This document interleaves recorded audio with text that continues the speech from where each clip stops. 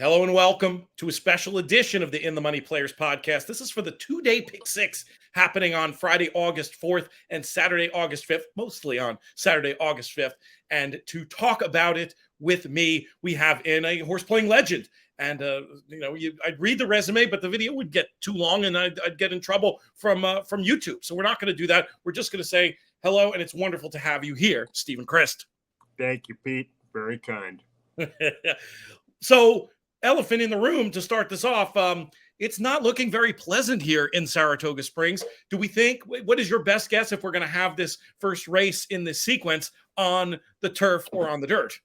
Oh, I think it'll stay on the grass. I don't see any more rain in the forecast. They did decide to leave the two stakes on today.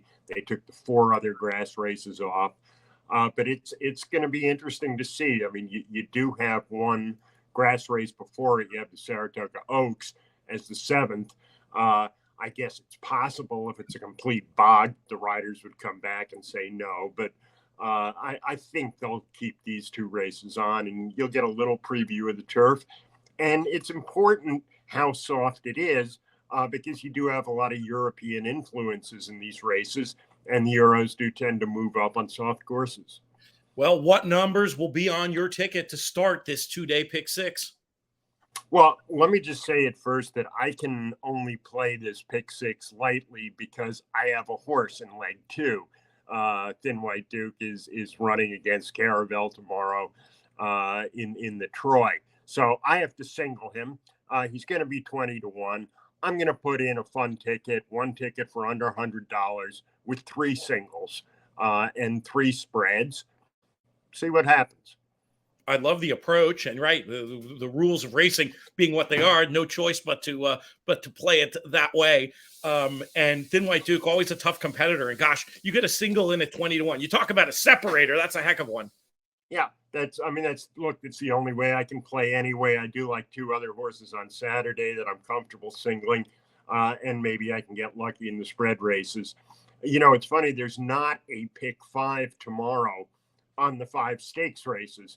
So this is kind of the only way to play that pick five if that's what you wanted to play. And if you can get alive in this first leg, although I think it's the most treacherous race in the sequence, then you got a shot tomorrow if things are somewhat more orderly. How spready will you get as far as kicking this thing off? I kind of have 7 of the 10 horses open to win the race. And I'm sorry, 9 horses now because Nagarok is out. He was never really intended to be running here.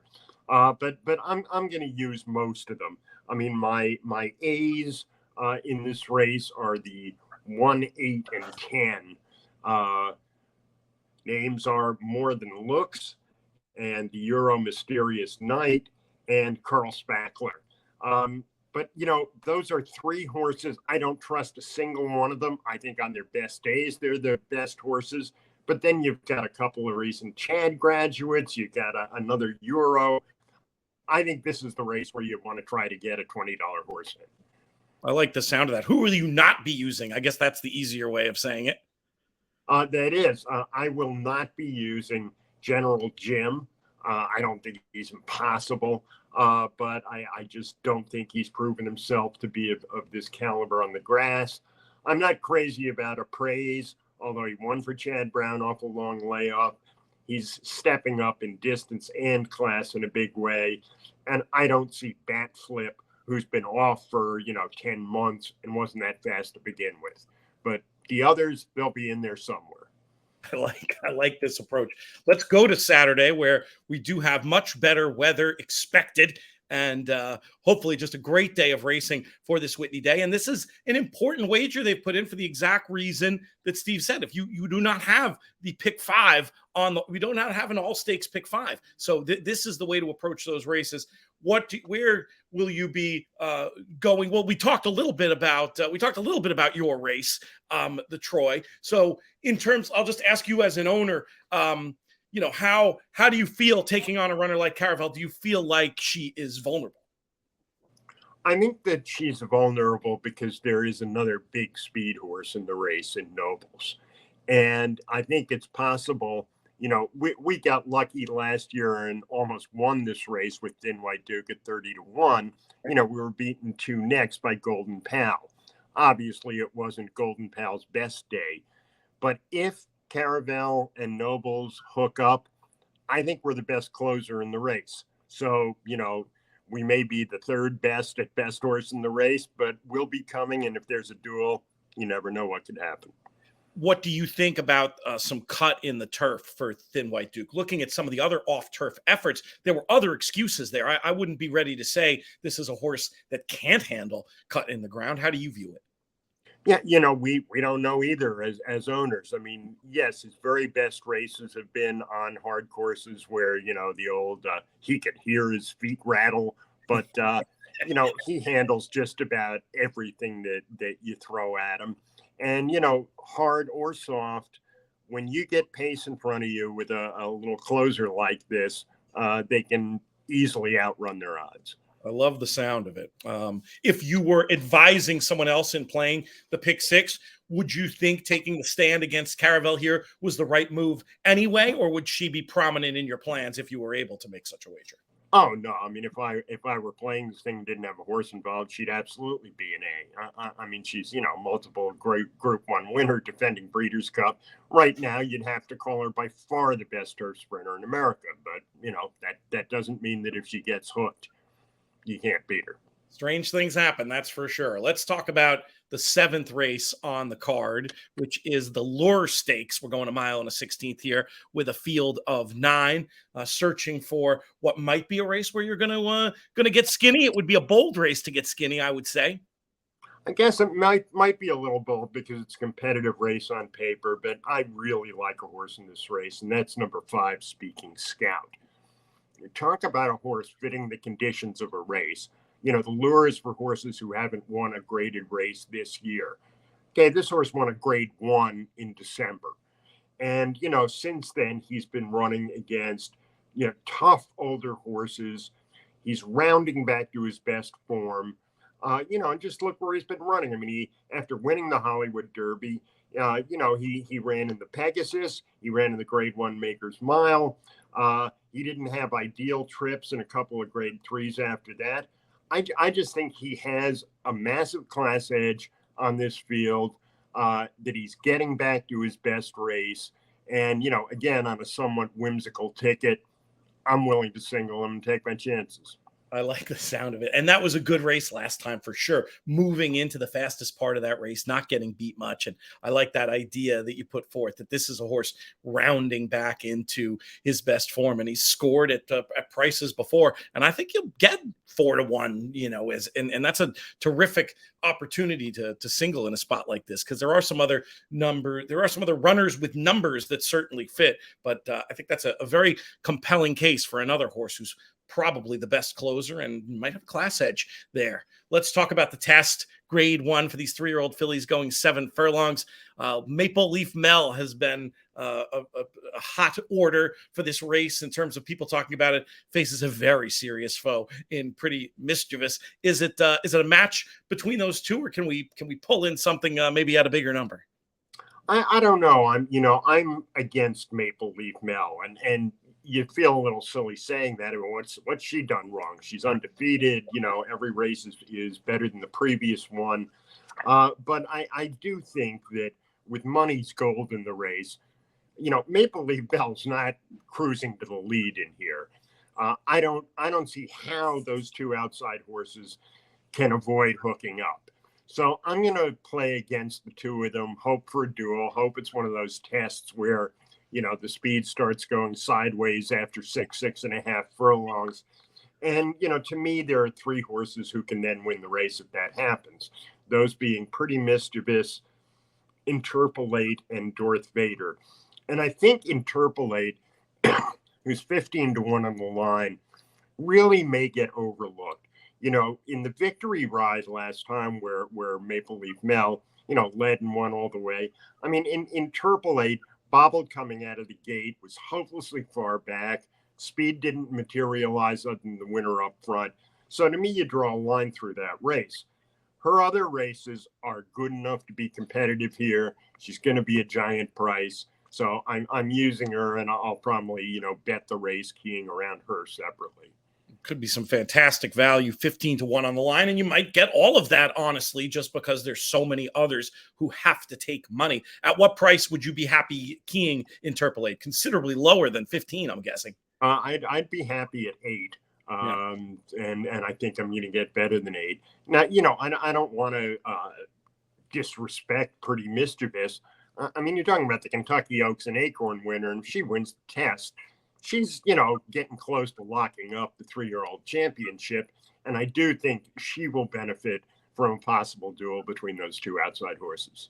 Definitely. My quick reckoning of the race, I was thinking she was going to be awfully tough to down for the pace scenario, but I love the creative case on Interpolate in there as well. Race number 9 is the Grade 1 Saratoga Derby for these 3-year-olds going 1 mile and 3/16. An interesting mix of competitors from who have form from overseas and domestically, and the big names of the division are turning up here in the form of Far Bridge and Webslinger. Is this a spready one, or is this a get narrow? No, this is a very spready one. I think, obviously, I mean, the two favorites who you mentioned, Farbridge and Webslinger, they're about an inch apart. I mean, if I had to prefer one, I'd prefer Farbridge because I think he had a trip the day that Webslinger beat him at Churchill, but they're very close together in ability. And then you've got other horses you really have to look at. I mean, Program Trading has done nothing wrong, and he's only run twice, and run a figure of 94 in your second career start. You might be a very, very serious horse.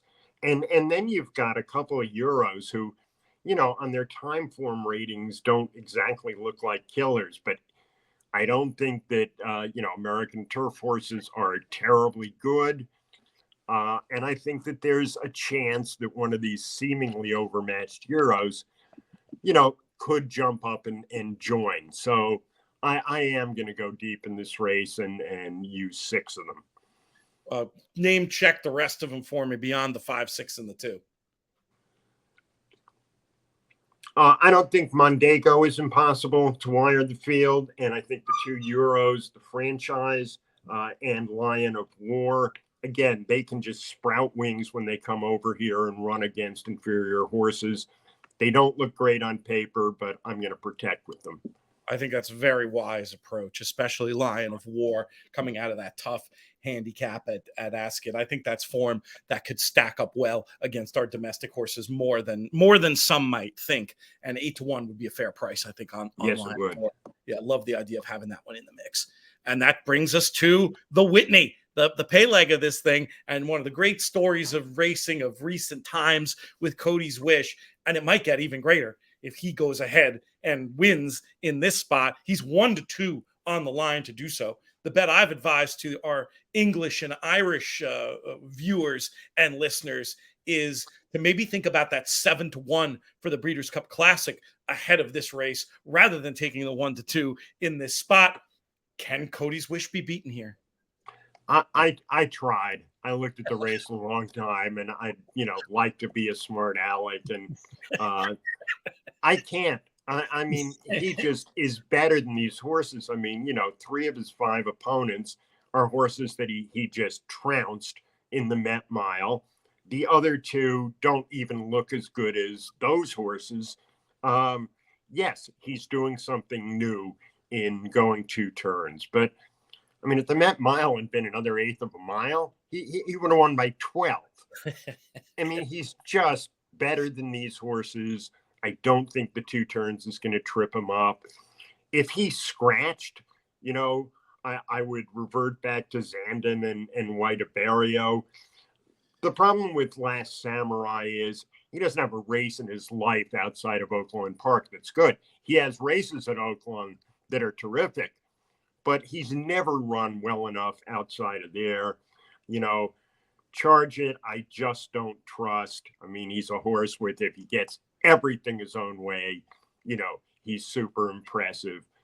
But I don't see him beating these horses going 1 mile and 1/8. So to me, Cody's Wish is a legitimate 1-2 shot. And what do you think of his prospects going forward? Do you see any reason why, if he wins this impressively, he can't carry that speed a little bit further for a race like the Breeders' Cup Classic? I really don't see why not. My opinion is that this year's 3-year-olds are not a very special group. I don't expect them to be competitive with the very best older horses. And Cody's Wish is the very best of the best older horses right now. So I think your idea about 7-1 now for the Classic is a very good one, because if he romps here and then, probably one more prep, he could be 2-1 in the Classic. I tend to agree. It's going to be fun to see it all play out. Really appreciate you, Steve, especially with the scheduling mess up I made, coming through as always with fantastic thoughts that I think a lot of people will be, making a variation on the theme and following your approach to this one. Great stuff. We'll have you back again soon for Travers, if not before. Always a pleasure. Godspeed to you and to Thin White Duke, and we'll be talking soon. Thanks, Pete. Enjoyed it as always.